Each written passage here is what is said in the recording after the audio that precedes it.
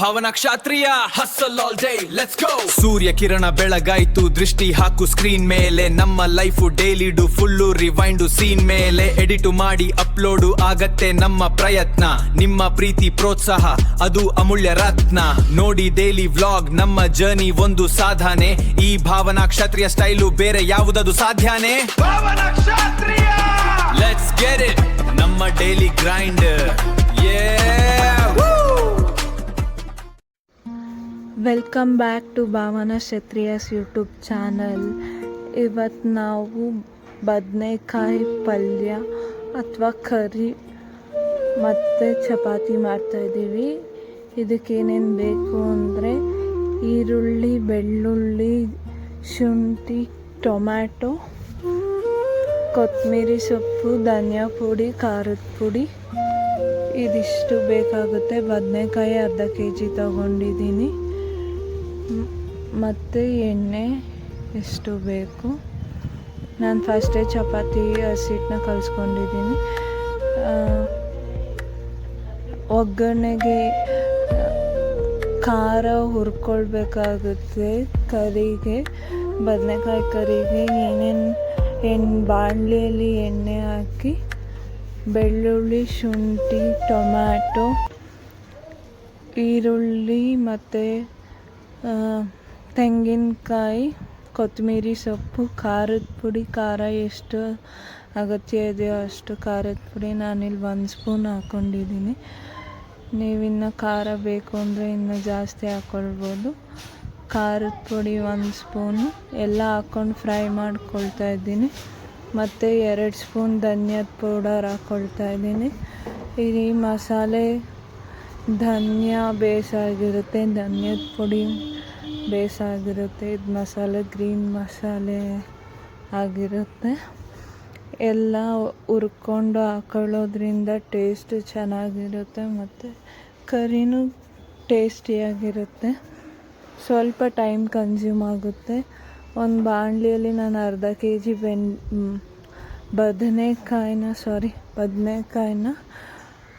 ಸ್ವಲ್ಪ medium large ಆಗಿ ಹೆಚ್ಚಿಟ್ಕೊಂಡಿದ್ದೀನಿ. ನನಗೆ ಜಾಸ್ತಿ ದಪ್ಪ ಇದ್ದರೆ ಇಷ್ಟ ಆಗಲ್ಲ. ಅದು ಎಲ್ಲ ಕರ್ಗೋಗಬೇಕು, ಅಷ್ಟು ಸಣ್ಣದಾಗಿ ಹೆಚ್ಕೊಂಡಿದ್ದೀನಿ ನಾನು. ಬದನೆಕಾಯಿ ಎಣ್ಣೆಯಲ್ಲಿ ಹಾಕಿ ಚೆನ್ನಾಗಿ ಫ್ರೈ ಮಾಡ್ಕೊಳ್ತಿದ್ದೀನಿ. ಅದು ಮೆತ್ತಗಾಗೋ ತನಕ ಹುರ್ಕೊಳ್ಬೇಕಾಗುತ್ತೆ ಬದನೆಕಾಯಿನ. ಇಲ್ಲಾಂದರೆ ಅಷ್ಟು ಬೇಯ್ದಿರಲ್ಲ ಬದನೆಕಾಯಿ. ಸ್ವಲ್ಪ ಟೈಮ್ ಆಗುತ್ತೆ ಬದನೆಕಾಯಿ ಬೇಯೋಕ್ಕೆ ಮತ್ತು ತಳನೂ ಅಂಟ್ಕೊಳ್ಳುತ್ತೆ. ತಿರುಗಿಸ್ತಾನೆ ಇರಬೇಕು. ನಂದು ಸ್ವಲ್ಪ ತಳ ಕಚ್ಕೊಂಡ್ಬಿಟ್ಟಿದೆ ಆ ಬದನೆಕಾಯಲ್ಲಿರೋ ಬೀಜ ಎಲ್ಲ. ನಾನು ಸ್ವಲ್ಪ ಮ್ಯಾಶ್ ಮಾಡ್ಕೊಳ್ತಿದ್ದೀನಿ, ಯಾಕಂದರೆ ಬದನೆಕಾಯಿ ಎಲ್ಲ ಮೆತ್ತಗಾದ್ಮೇಲೆ ಮ್ಯಾಶ್ ಆದರೆ ನೀಟಾಗಿ ಗ್ರೇವಿನೂ ಗಟ್ಟಿಯಾಗಿರುತ್ತೆ, ಥಿಕ್ಕಾಗೂ ಬರುತ್ತೆ ಮತ್ತು ಬಾಯಿಗೂ ಸಿಗಲ್ಲ.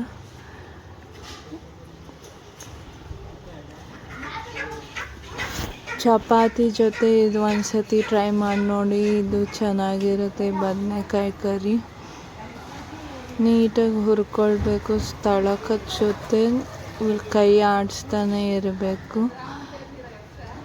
ರುಬ್ಬಿಟ್ಕೊಂಡಿರೋ ಮಸಾಲೆನ ಹಾಕ್ಬಿಟ್ಟು ಬದನೆಕಾಯಿ ಮೆತ್ತಗಾದ್ಮೇಲೆ ರುಬ್ಬಿಟ್ಕೊಂಡಿರೋ ಮಸಾಲೆ ಹಾಕಿ ತಿರುಗಿಸ್ಕೊಳ್ಬೇಕು. ತಳ ಕಚ್ಚುತ್ತೆ. ನಾನಿಲ್ಲಿ ಸ್ವಲ್ಪ ಎಕ್ಸ್ಟ್ರಾ ಆಯಿಲ್ ಹಾಕ್ಕೊಂಡಿದ್ದೀನಿ, ನೀವು ನೋಡ್ಕೊಂಡು ಹಾಕ್ಕೊಳ್ಳಿ ಆಯಿಲ್. ಅದು ಸ್ವಲ್ಪ ಕುದ್ದಾದ್ಮೇಲೆ ಮಸಾಲೆ ಅದಕ್ಕೆ ಬದನೆಕಾಯಿಗೆ ಹಿಡಿಯೋವರೆಗೂ ಅದನ್ನು ಫ್ರೈ ಮಾಡ್ಕೊಳ್ಳಿ. ಆಮೇಲೆ ನೀರು ಹಾಕ್ಕೊಂಡ್ರೆ ಬದನೆಕಾಯಿ ಕರಿ, ಉಪ್ಪು ಹಾಕ್ಕೊಂಡು ನೀರು ಹಾಕ್ಕೊಂಡ್ರೆ ಬದನೆಕಾಯಿ ಕರಿ ರೆಡಿ ಆಗುತ್ತೆ. ಸ್ವಲ್ಪ ಕುದಿಸ್ಕೊಳ್ಬೇಕಾಗುತ್ತೆ.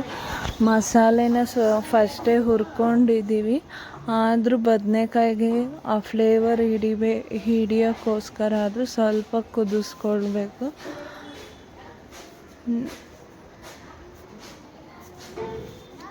ನಾನಿಲ್ಲಿ ಲೋ ಫ್ಲೇಮಲ್ಲಿ ಇಟ್ಕೊಂಡೇ ಮಾಡ್ಕೊಳ್ತಿದ್ದೀನಿ. ನೀವು ಮೀಡಿಯಮ್ ಫ್ಲೇಮಲ್ಲಿ ಇಟ್ಕೊಂಡು ಮಾಡ್ಕೊಬೋದು. ತಳ ಕಚ್ಚಿಬಿಡುತ್ತೆ. ನಂದು ಆಲ್ರೆಡಿ ತಳ ಕಚ್ಚಿದೆ. ಏನೂ ಆಗಲ್ಲ, ನೀಟಾಗಿ ಕೆರ್ಕೊಳ್ಬೇಕು. ಜಾಸ್ತಿ ತಳ ಕಚ್ಚಿದ್ರೆ ಸೀದೋಗ್ಬಿಡುತ್ತೆ, ನೋಡ್ಕೊಳ್ಬೇಕು. ನಾನು ಸೀದೋಗೋಷ್ಟು ಏನು ತಳ ಕಚ್ಚಿಲ್ಲ, ಸ್ವಲ್ಪ ಕಚ್ಕೊಂಡಿದೆ, ಏನು ಮಾಡೋಕ್ಕಾಗಲ್ಲ. ಸ್ವಲ್ಪ ಕುದಿಯೋವಾಗ ನಾನು ಗ್ರೇವಿ ಕನ್ಸಿಸ್ಟೆನ್ಸಿಯಲ್ಲಿ ನೀರು ಹಾಕ್ಕೊಳ್ತಾ ಇದ್ದೀನಿ. ಆಲ್ಮೋಸ್ಟ್ ಒಂದು ಅರ್ಧ ಲೀಟರ್ ನೀರು ಹಾಕ್ಕೊಂಡಿದ್ದೀನಿ. ಅದು ಸ್ವಲ್ಪ ಕುದಿಯೋಕ್ಕೋಸ್ಕರ.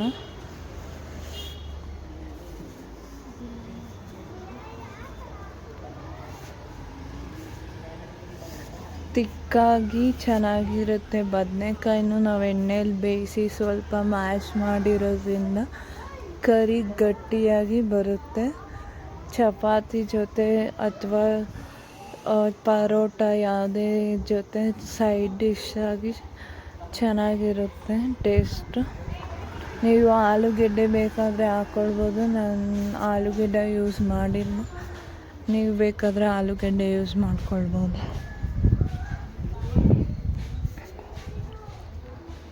ನಾನು ಉಪ್ಪು ಹಾಕಿರೋದು ಶಾರ್ಟ್ ಕಟ್ ಆಗಿಬಿಟ್ಟಿದೆ. ನೀವು ಉಪ್ಪು ಹಾಕ್ಕೊಂಡು ಕುದಿಸ್ಕೊಳ್ಬೇಕು. ಚಪಾತಿ ಮಾಡ್ಕೊಳ್ತಾ ಇದ್ದೀನಿ. ತವಾ ಕಾದಾದ್ಮೇಲೆ ಎಣ್ಣೆ ಹಾಕ್ಕೊಂಡು ಸ್ಪ್ರೆಡ್ ಮಾಡಿಕೊಂಡು ಚಪಾತಿನ ಹಾಕ್ತಾಯಿದ್ದೀನಿ. ನಾನು ಲೋ ಫ್ಲೇಮಲ್ಲಿ ಇಕ್ಕಿರೋದ್ರಿಂದ ಚಪಾತಿ ಸ್ವಲ್ಪ ಲೇಟ್ ಆಯಿತು ಬೇಯೋಕ್ಕೆ. ನಾವು ಮೀಡಿಯಮ್ ಫ್ಲೇಮಲ್ಲಿ ಇಕ್ಕಿದ್ರೆ ಬೇಗ ಬೆಂದಿರೋದು.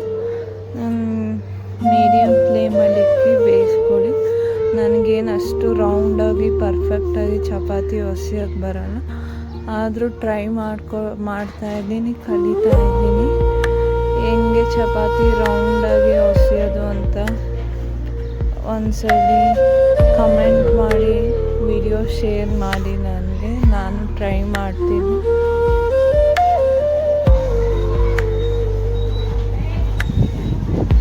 ಎರಡು ಕಡೆ ನೀಟಾಗಿ ಬೇಯಿಸ್ಕೋಬೇಕು. ಸುತ್ತಲೂ ತಿರುಗಿಸ್ಕೊಂಡು ಇಲ್ಲಾಂದರೆ ಒಂದೇ ಕಡೆ ಬೆಂದೋಗುತ್ತೆ ಚಪಾತಿ. ನಾನಿಲ್ಲಿ ಎಣ್ಣೆ ಜಾಸ್ತಿ ಹಾಕಿರೋದ್ರಿಂದ ಅದು ಸರಿಯಾಗಿ ಎದ್ದೊಳ್ತಾನೆ ಇರಲಿಲ್ಲ, ಜಾರ್ತಾ ಇತ್ತು. ನೋಡಿ ಹೆಂಗೆ ಜಾರ್ತಿದೆ ಅಂತ. ಸುತ್ತಲೂ ನೀಟಾಗಿ ಬೇಯಿಸ್ಕೊಂಡ್ಮೇಲೆ ಚಪಾತಿ ರೆಡಿ ಆಗುತ್ತೆ. ಹೈ ಫ್ಲೇಮಲ್ಲಿ ಇಕ್ಕಿದ್ರೆ ಸೀದೋಗ್ಬಿಡುತ್ತೆ. ಲೋ ಫ್ಲೇಮ್ ಮೀಡಿಯಮ್ ಫ್ಲೇಮಲ್ಲಿ ನೀಟಾಗಿ ಆಗುತ್ತೆ. ನಾನಿಲ್ಲಿ ಒಂದು 15 ಚಪಾತಿ ಮಾಡ್ಕೊಂಡಿದ್ದೀನಿ. ಬೆಳಗ್ಗೆ ಮಧ್ಯಾಹ್ನ ಬ್ರೇಕ್ಫಾಸ್ಟ್ಗೆ, ಲಂಚಿಗೆ. ನೀವು ಎಷ್ಟು ನಿಮ್ಮ ಮನೆಗೆ ಸಾಗಲುತ್ತೋ ಅಷ್ಟು ನೀವು ಮಾಡ್ಕೊಳ್ಳಿ. ನಾನಿಲ್ಲಿ 2 ಮಾತ್ರ ವಿಡಿಯೋದಲ್ಲಿ ಹಾಕಿದ್ದೀನಿ.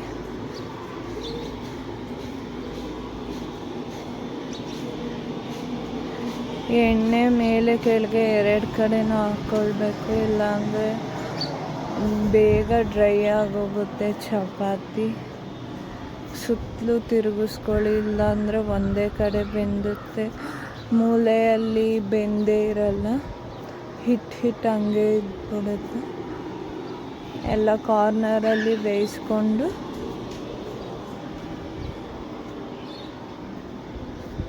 ಚಪಾತಿ ರೆಡಿ ಆಗುತ್ತೆ. ಇಷ್ಟೇ, ಬದನೆಕಾಯಿ